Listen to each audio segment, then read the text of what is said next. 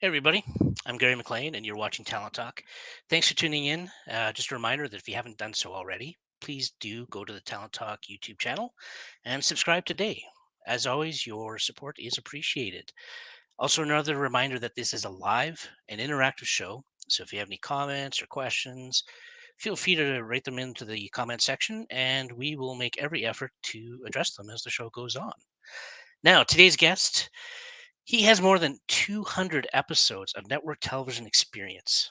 He's currently the producer of APTN's Tribal, which is now heading into its second season, and was previously associate producer of CBC's Heartland and serves on the board of directors for the Alberta Motion Picture Industry Association, as some of us locals know, AMPIA, and is also um, involved with the Okotoks Film Society. He's the owner and independent production sorry, let me rephrase that. He is the owner of independent production company Iylond Entertainment, whose first feature, Ice Blue, garnered several festival awards, including Best Canadian Feature, Best Feature Director, Audience Favorite. So please join me in welcoming this very talented gentleman, Scott Lepp.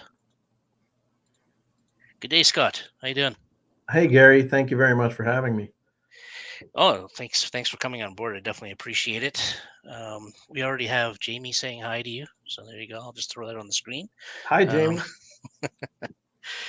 Jamie. yeah, so thanks for joining us. I, as I kind of start most of my shows out, I'd like to get a little bit more of a history of you.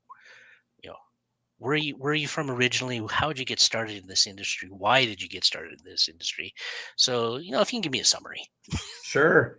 I'm born and raised in southern Alberta. I grew up in a very small farm and oil and gas community called Rosemary, which is over in the Brooks, Alberta area.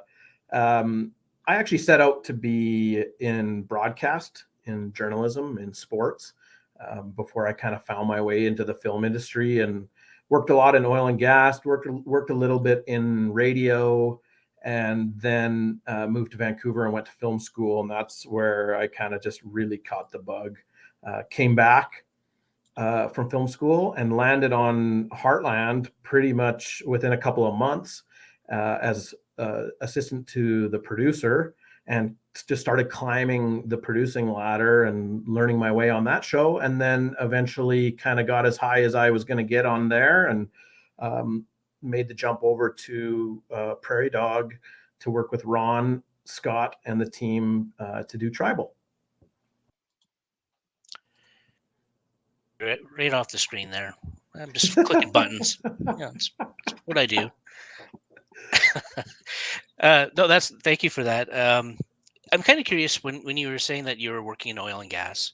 Obviously, I'm guessing you're like most of us. I kind of started off younger in the oil and gas side of things as well. Were you like working the rigs, that kind of deal, or?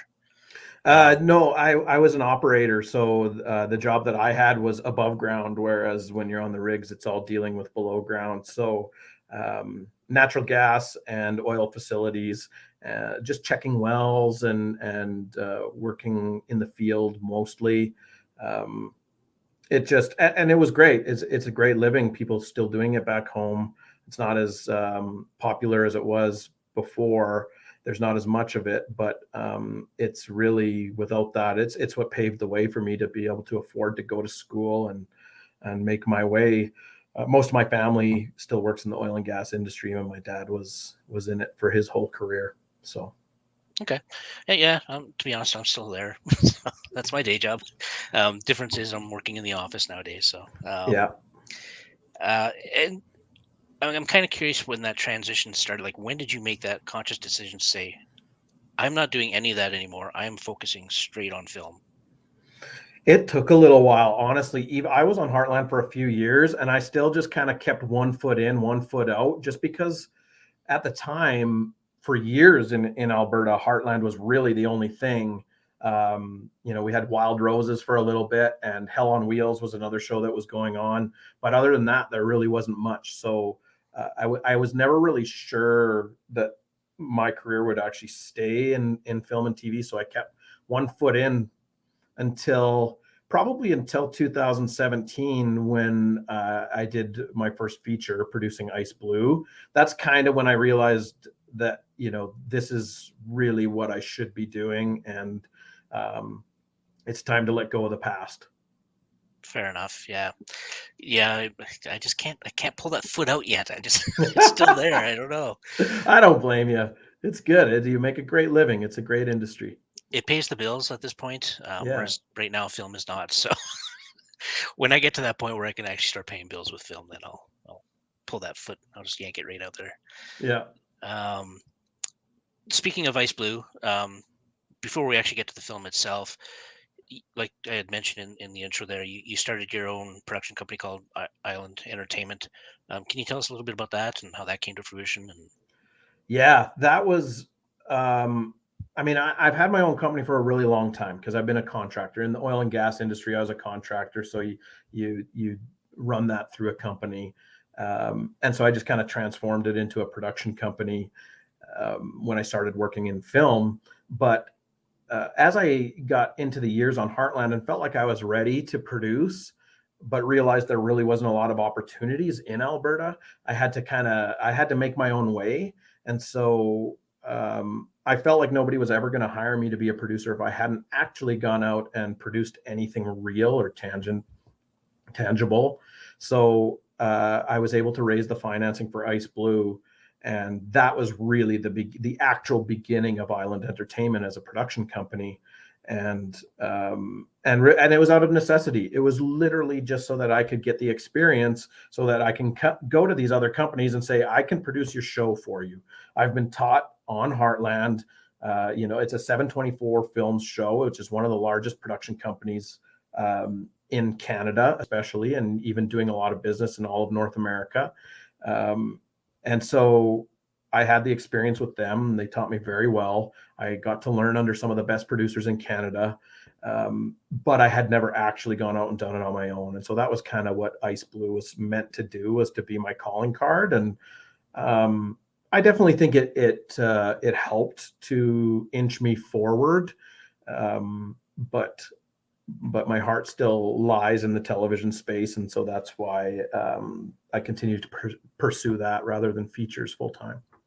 Okay, and for me included in this, some of the newer producers, how does one actually go? Because that's always the question when it comes to getting productions done, is the funding side of it. Is it networking? Like what's kind of the magic?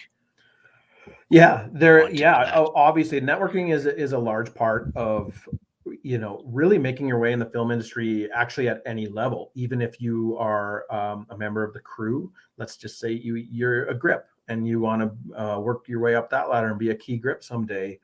Just to get your next job, you probably need to know all the key grips in town so that somebody's going to hire you, or you need to know the production managers in town so that you can be hired. And that all starts with networking. So yes, it's the same in the financing side of things.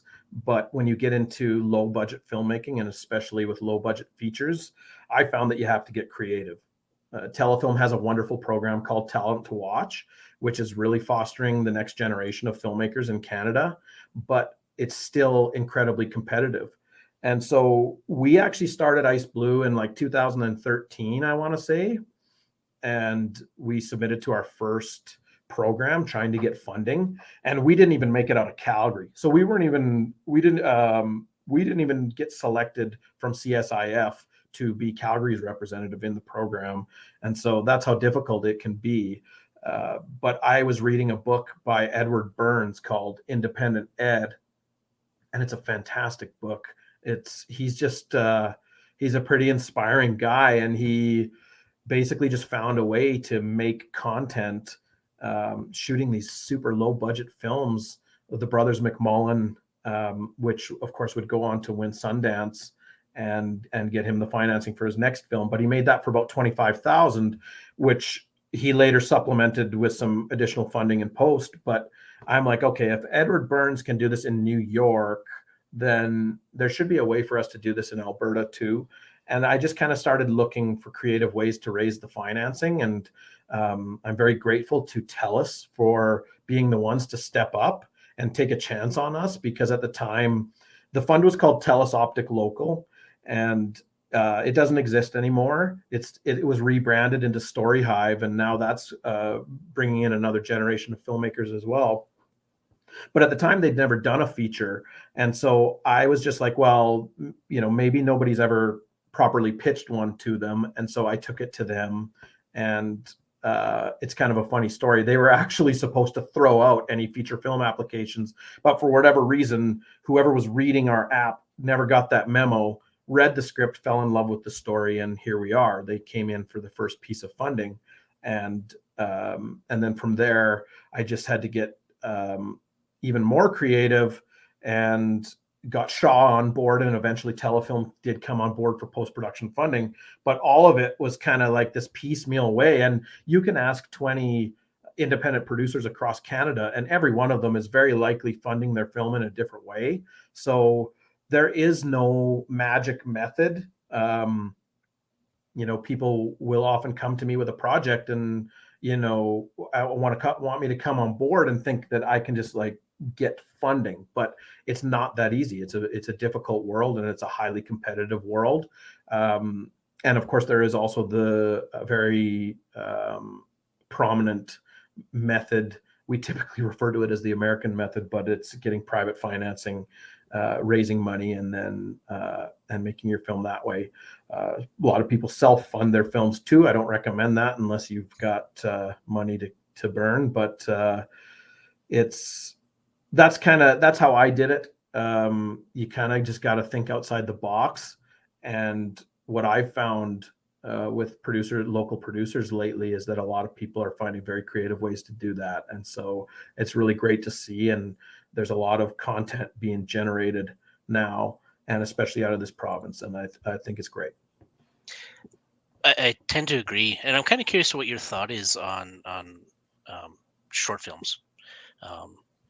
Like, do you consider that a stepping stone, or is that something people should kind of just skip over and go straight to the features? Or no, I don't think you should skip short films. I think there's you had Sandy Summers on here earlier, and Sandy's a very esteemed filmmaker, and she has been a part of like 70 plus projects, and she really honed her skills in the short film world, and she's just become an incredible storyteller over the years. And short filmmaking is it's difficult. I mean, it's much easier than features, but now we're talking about telling a condensed story. And so it really does help you with your storytelling as a writer, as a director. For me, as a producer, that is where I started. I did shorts with my friends, Jason Long, Scott Westby, Matt Waterworth. We did a bunch of shorts, and that kind of got our feet wet a little bit. I highly recommend it. There are wonderful resources like the Alberta Foundation for the Arts or Canada Council that you can get these money to do a short. Telus Story Hive, as I mentioned before. These are great ways to do it. They are very much stepping stones, but it's not like doing a feature film is not like just doing a really long short. So, but I do recommend it. Absolutely. We have to become better storytellers in order to do feature films that are going to compete in the international market. So any chance you get to hone your skills and to work on telling better stories and making higher quality material that can compete on the international market, I say you got to go for it.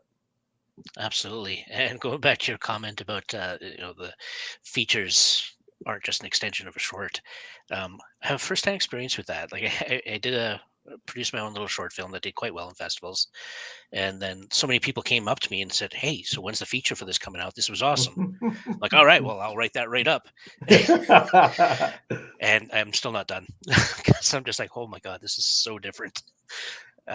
So yeah, it's definitely more challenging. Eventually, I will get there and finish it, but it's a learning curve. Yeah, And it like you definitely said, is. the short films, I agree. I think are a great stepping stone. I think there's a timing thing there though as well. Going from, you don't want to do 50 shorts before you jump into your feature kind of deal, right? I wouldn't think. I don't know if you agree with that or not, but No, I totally agree. I think you want to gradually increase. even if it's making longer short films. But there used to be a whole market for short films, and I feel like it might be coming back a little bit. But you can always go from short films now to web series or digital series, which I did a few of those as well. That's a great stepping stone.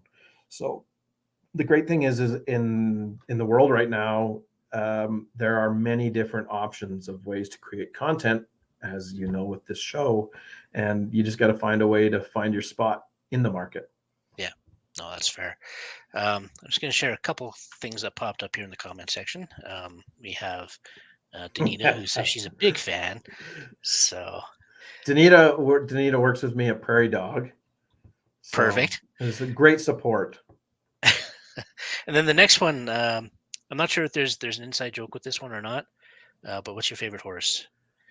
I don't know who this is. I don't really have a favorite horse. I feel like I was asked this the other day. I don't have one.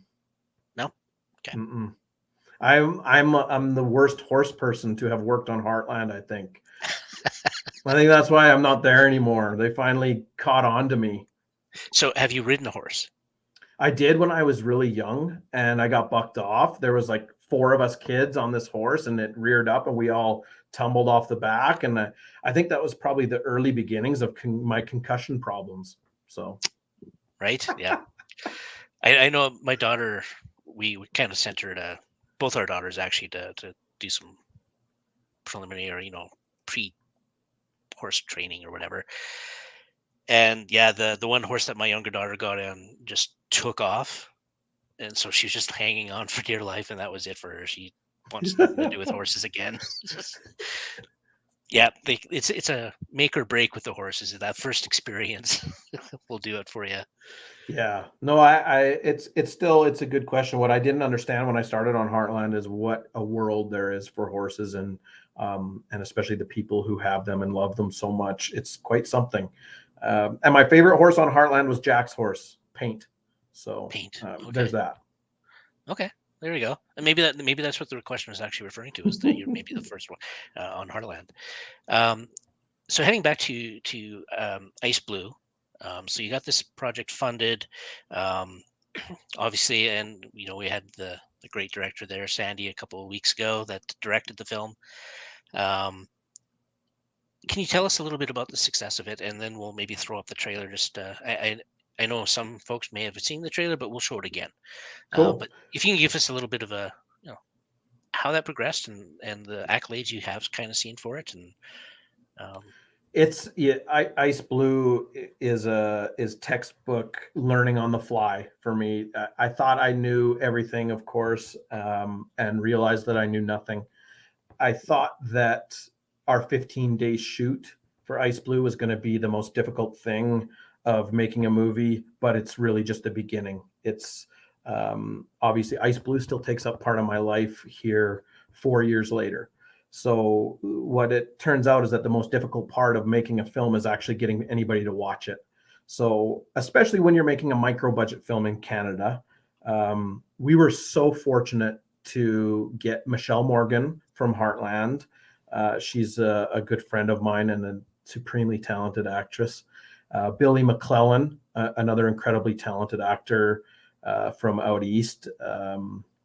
You can see him recently in the Bob Odenkirk film Nobody, and Sophia Lachlan-Hurt, who was from Calgary but is in Vancouver now, and then of course Charlie Kerr, who's so talented. He'll be in the new season of Jan coming up this year, and is the front man for Hotel Mira, the band. So he's obviously incredibly talented, and getting those 4 on board was a great boon for us, and it's kind of what set the tone. Giving Sandy the tools that she needed to tell the best story possible. And I feel like those 4 really helped to contribute to that. And so Ice Blue, it ended up being marketed as a thriller. In my opinion, it's more of a psychological drama. And because of that, it played well on the festival circuit. And that's kind of where we saw the biggest accolades, was winning the Regina Festival Best Canadian Feature. Very early on in our festival run, Sandy won Best Feature Director in Los Angeles. which was great. The winner of the best short film director of that festival was Robin Wright, who would go on to direct Land here in Alberta. So that was kind of cool.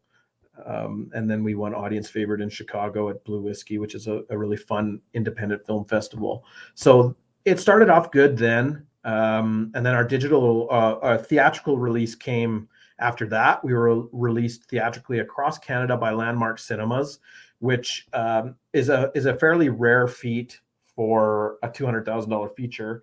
So I'm very proud of that, and very thankful to Landmark Cinemas for their participation. It was a great experience, and Telefilm, of course, helped us raise the money to get it into theaters. So I'm grateful to them. Shaw Rocket Fund as well, and then from there we had our digital release, which has us on Amazon Prime, iTunes, Google Play, Shaw, Bell, et cetera. We also very recently landed on Tubi, which is a really cool platform where you can actually watch a lot of content for free. It does have ads in it, but you can watch it for free. And Ice Blue, when it went on to Tubi, ended up trending and made it to the front page, where it's on there with films from Leonardo DiCaprio and Mel Gibson and these other A-listers. So that was kind of cool to see it rock up there for about a week. But it's tough sledding for indie films, and especially our little movie, which very proud of. But those are probably the best successes we've had so far. That's awesome. Yeah, I could just imagine you guys seeing that. Like, oh, Leonardo. Oh, what's that?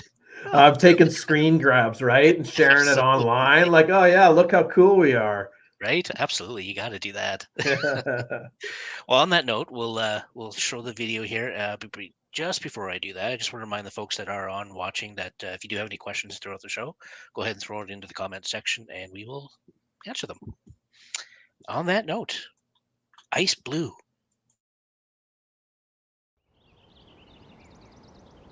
I want to see Mom for my birthday. I really want to see her, Dad. Sure. I'll be back before dark.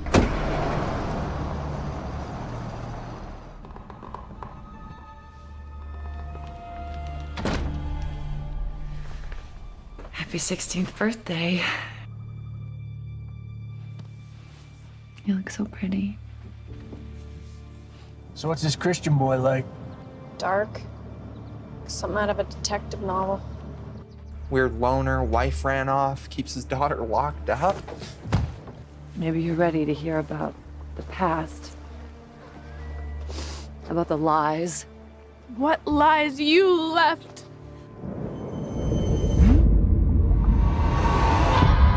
You need to get out of here, Arya. This place is killing you. You've hidden my whole life from me. What other secrets are you keeping, Josh? You can't have her! You hear me?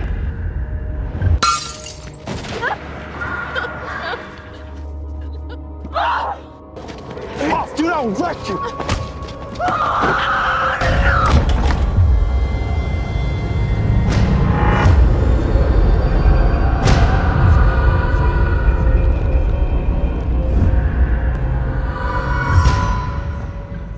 I told you we weren't finished.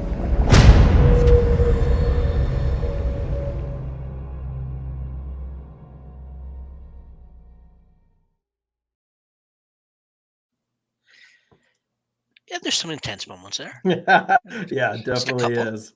Yeah. So yeah, like I said, you can watch that on Amazon Prime. Tubi is a great place. In Alberta and BC, you can also get it on Telus. So those are three great ways to watch it. And is it like just Telus on demand kind of thing, or yeah, exactly, and it's actually free on Telus since they were one of our funders. So, oh, nice. All right, I'll have to do that actually, because I haven't actually seen it yet. Hey, please do. Yeah, let me know what you think. I will actually. Yeah, I'll definitely let you know about that. You know what? So here we are, 25 minutes into the show, and we haven't even gotten to the main topic yet, which is that poster that's right behind you there. Oh, Yeah. other way. There we go. That one, Tribal. Going into season 2, maybe you can tell us a little bit about your involvement, how you became involved, where you hope to see it go, that kind of thing, maybe. Yeah, I love Tribal. I was so fortunate to make the jump over from Heartland onto Tribal for season 1. I came on as associate producer, and worked with. I came over because obviously Ron Scott did Blackstone previously, and Blackstone is just this incredible show and had such great success. And so I always knew that I wanted to work with Ron. And so when the opportunity came up, I jumped at it. And so I came in here and worked with them on season 1. Season 1 premiered last year. It was very successful on APTN, and we were renewed before the show even aired. And I was very fortunate to get the opportunity to go for the producing position for season 2, which I got. I'm very thankful for. And so we filmed season 2 in November through February.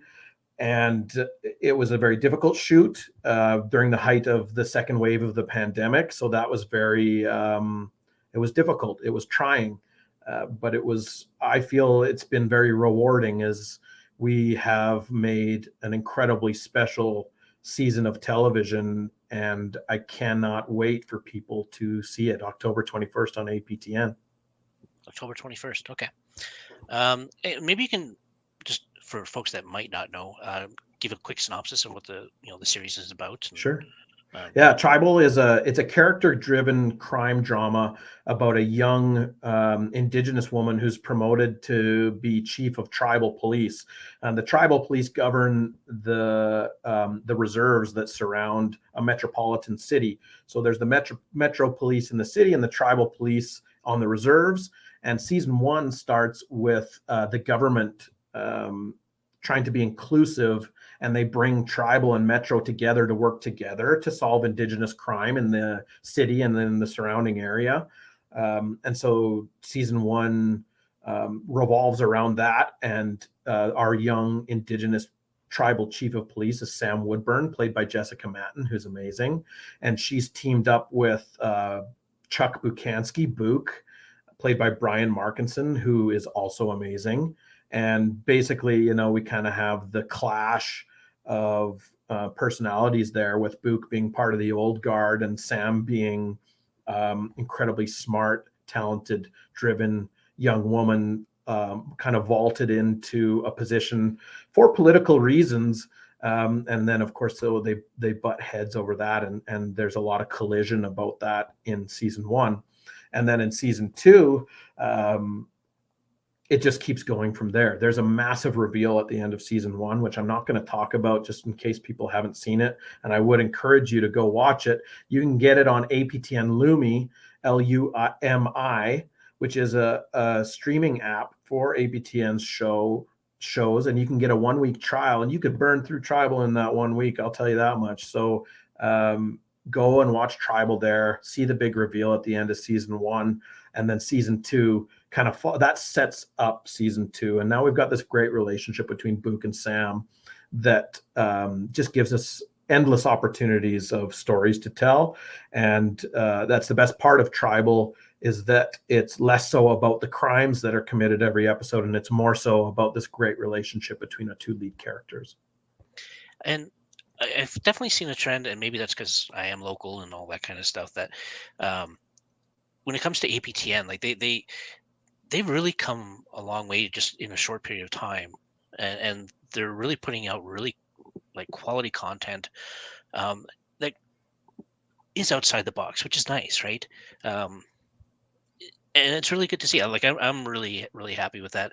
I myself have been watching on Lumi as well, a few different shows. So definitely check that out if you haven't done that yet. There's a lot of good shows on there. That one, Blackstone, I think, is still on there. Mm-hmm. Secret History of the Wild West, which is another great show that was just done recently. Check them all out. There's a lot of good content there for sure. I guess that's my plug. No, there is. You're absolutely right. It's refreshing, and I think in this day and age where you kind of have to go searching for content, that's what I love about APTN. It's what I really love about Tribal, is that we're telling different kinds of stories. And I feel like for myself as a viewer, that's what I crave and that's what I look for now. So it satisfies that for me as well. So I'm very proud to be a part of the show. Absolutely. And of course, the plug I have to give is you also bring in on a ton of Alberta talent. So yes, there's I that. have to say, you know what, that starts with Ron at the top. It's his mandate. Most shows that come into Alberta hire producers from out of town. And so I'm very grateful and thankful to him and to Janet Morehart for the opportunity to produce on Tribal. And they are giving Albertans opportunities that you will not get in other places. And that's an important part of the hierarchy and the industry in this province. And part of our goal should be to create this content here. And without opportunity, we're very unlikely to ever make it. So I think it's a very important part of the industry here. Absolutely. And Christy, wanted to just shout out that she loves Blackstone. And the success of that show, I think that's really what kind of kicked it in gear for APTN, because it was such a highly respected show. I think I can say, like, the performances on that show are amazing. One of my favorites is definitely Michelle Thrush on that show. Michelle's incredible, and Blackstone is incredible. We wouldn't be here without Blackstone, I feel. And you're going to see a lot of incredible Indigenous content come out in the next few years here. We already are, like Reservoir Dogs on FX or Hulu or whatever that one is. But we're seeing stuff come out. Jessica Matten's on another show in Santa Fe right now that's going to be awesome. And the truth of the matter is that a lot of these shows are going to claim to be the first of their kind. And the truth is that Blackstone came first and it paved the way for these shows.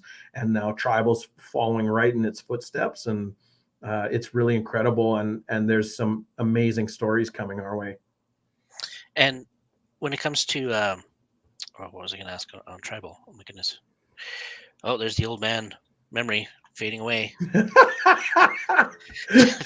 Like it does. Well, okay. I definitely want to get to, because we do have the season 1 trailer. Cool. But you can't say much right now on season 2, I think, right? Is there Well, anything I can tell you? Hey, I can tell perfect. you about it. Listen, like I said, it picks up exactly right where season 1 left off, which is kind of interesting because season 1 we filmed in the dead of summer.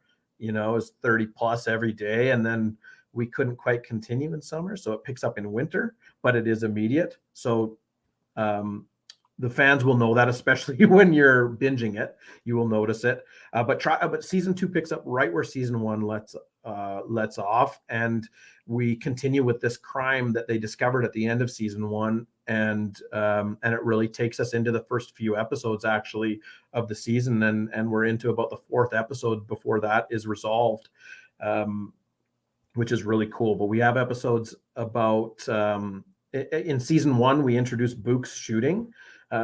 He's been shot in the back, and it's kind of why he's kind of all angry and angsty and old manny, I suppose. Get off my lawn. But we get to see the resolution of that in season 2. So that's in our 4th episode. We have an incredible episode about the Starlight Tours, which I'm really proud of that episode and our team for pulling that one off. We have episodes about railroad blockades, which is very current. That's very typical of the type of content that Ron likes to write, ripped from the headlines style. So we've got railroad blockades. We've got a scalping. We've got a hanging on the reserve. There's all kinds of stuff. What I like about Ron's stories too is oftentimes he goes places where people won't go on television. And so when you watch a show like Tribal, he will take the show places that you haven't seen before. And sometimes that can be uncomfortable, but for the most part, I think he's really good at telling both sides of the story. And I think that's where Tribal really excels. So we also have incredible talent this season. Marcy T. House is in playing a new character called Ms. Man, and Ms. Man is she's hired to be the new task force leader, whose job is to solve this massive crime that was committed at the end of season 1. So she's an incredible talent. And locally, I got to give a shout out to David Haysum, who came in this year and did multiple episodes for us because he was so darn good. But in the 3rd episode of this season, he puts together quite an incredible performance in the railroad blockade episode. Stafford Perry, another local who is really excellent. Our 2nd episode features Ashley Callingbull. It was really cool having her on set, and she did such a great job, and it's a fun episode. And we also have Tennille Whiskey Jack. She's great. Bernard Starlight, who was in season 1. So we've got a lot of really great talent, and people are really going to enjoy it. They're going to see a lot of familiar faces and a lot of familiar locations this year if you're from the Calgary area. Excellent. And, I'm going to throw out one other name that, because I just had him on the show fairly recently as well, and that's Ryan Northcott. We love Ryan. Ryan's great. Ryan plays Mitch Wheeler, the forensics officer, and Ryan's really great. In fact, I think people got to watch out for Ryan because I think he's going like this. I think so as well. Yeah. He's kind of got it all there. He's got the charm. He's got the hair. That hair! Oh my God! Wow. Yeah, he's set now. The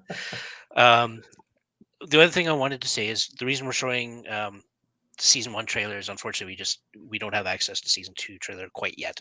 Right? It's almost there, kind of deal. It's coming. Yes. I bet you by next week, something like that, it'll be released. Perfect. So keep your eyes open for that one. But on that note, let us get to the season 1 trailer, just so the folks that maybe haven't seen it have an idea what they're missing.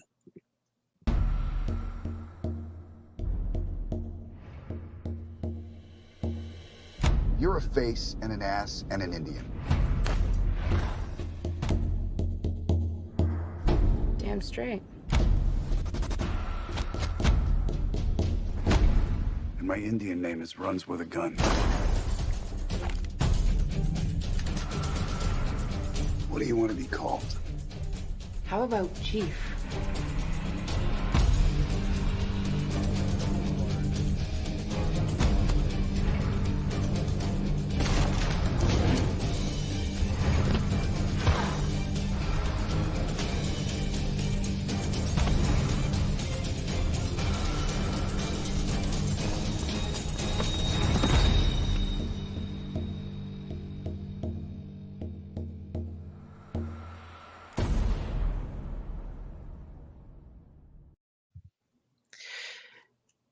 Yeah, going back to, like, that's the thing again with Ron and APTN, right? It's that grittiness. I think that's what kind of attracts people. And from what I saw in that trailer, anyway, it looks like there's a bit more of that as well. And I think that's what attracted me to Blackstone as well, was the grittiness, obviously, right? Because there was a lot of grit there. Yeah, there was, and Tribal isn't as gritty as Blackstone. I mean, they're two different shows, right? So, but telling this police drama allows for a different kind of grit. Yes, absolutely, right. And my old man brain kind of kicked back in, and I remember my question now. So right now it's available on APTN. Do you know if there's any goal or vision to get it on other networks like CTV or CBS or CBC or anything like that? Or? Yeah, I don't expect it to be on any other networks in Canada. Okay. Because we have APTN and we have APTN Lumi. So those are two great places to get it in Canada. However, the goal for us is to get it available worldwide. We're working on that. We're going to be available in Europe fairly soon, and working on a deal for the United States. And I would expect that to happen in the next little while here, with Cineflix as our sales agent, and they're working tirelessly to get it out there. I very much look forward to it being available in the US as well, as we'll probably see an uptick in the fans, and I think that it's the kind of content that people worldwide need to see, and I think it's the kind of content that people are clamoring for. So although there's no real announcements yet, it's coming, and it's probably going to happen, if not late this year, early next year. Okay. Another question I kind of had, which pertains more to Prairie Dog, and this might be a question for Ron, but do you know what's on the horizon in terms of other productions that might be coming on board or anything through Prairie Dog at this point? Yeah, obviously that's the goal, right? It's we want to be doing multiple shows. We want to be reaching higher. We want to be always busy, always in production. And Ron has a lot of ideas and a lot of great projects on the go. But at this time, there's no imminent announcements. We're very much concentrated on Tribal.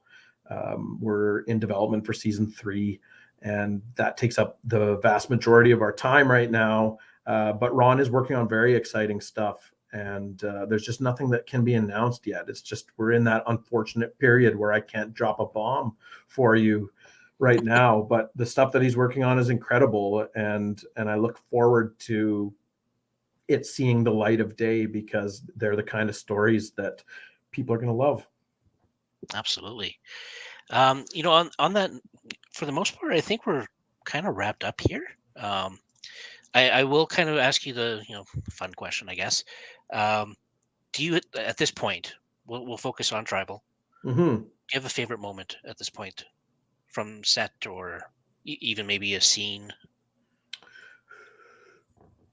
That's a great question. I have many. Question. No, it really is, because there's so many memorable moments. Here's one. We were filming at the North of 60 backlot this year. It was probably late January, something like that. We were so fortunate. The weather was so kind to us this year. I just can't say enough about that, because when you're filming in January, you're always just like fingers crossed, right? So here we are out near Bragg Creek at the North of 60 backlot, and we're filming this incredible episode. And it's a very highly emotional moment. And it was so cold. It was like 1 a.m, and it was only -14, which most Albertans are laughing and feeling like that's not actually that cold, but it was bone chilling, I tell you. You're right along the river there, and it's just it just eats through your layers of clothes. But we're filming an incredibly emotional scene. It's the end of episode 207 from this season, and our director for that shot was Jonathan Benny, who's an incredibly talented filmmaker, and he's our director. He was our DP as well, and for that particular shot, he also grabbed the camera and was operating. And so here I am watching him like dive on the floor and crawl around, and he's getting the perfect shot, and I'm like, how the hell is he doing this? And it's so cold, and everybody's just freezing, and it's been a long day. And I was standing there with our production manager Heather Roscorla and our amazing crew, and that was a moment for me where I just got to sit and really just respect the process. And I was just in such great admiration of our crew and of our cast, and for what they were doing and what they were accomplishing. And it was just a great moment for me. So I would have to say that was the best one. That's some serious passion right there. I could just visualize that as you were explaining it. I was like, oh man, that'd be awesome. Yeah, watch, it was right? cool. It was an amazing moment. Everybody just sitting there shivering, and you're like, what are you doing, man? Holy. Yeah. That's awesome. Well, I want to thank you so much for taking the time to speak with us tonight, or me. And I'm so looking forward to checking out season 2, and everybody else, keep your eyes open, and APTN or Lumi, and make sure you check that out. And I guess I'll ask one more quick question, just more on a personal level for you, or I guess I should say for Iylond Entertainment. Yeah. Anything on the horizon for Iylond? Yeah, we are. Sandy and I have our next feature. We're going into production in the spring. It's called HAILEY ROSE. This is, it's a very special project. Sandy is so talented, and this is her project. This is from her heart and her story, and the script is incredible. And I'm just dying to get out there and make this show because. I think it's going to be quite a step up from Ice Blue. And so we're very excited to do that next year. That'll actually take us out to Nova Scotia. So that should be quite an experience. Yeah, absolutely. Have you been out there? I before? never have. That's where Sandy's from. So she, of course, knows all about it. I haven't. So I'm so excited. It's I just hear amazing things, and their industry is booming there right now as well. So that'll probably provide some challenges for us, but it's really great to hear for them and for their economy. And it's just great to see film booming across Canada, and it's really about time. Yeah, well, fair enough. I agree. Okay, once again, thank you very much. I won't ask you any more questions. I appreciate you coming on, and we'll definitely see folks here in the next episode. So keep your eyes open for Tribal and Talent Talk. Yeah. Thank you for having me, Gary. Thanks, and have a good night, everybody.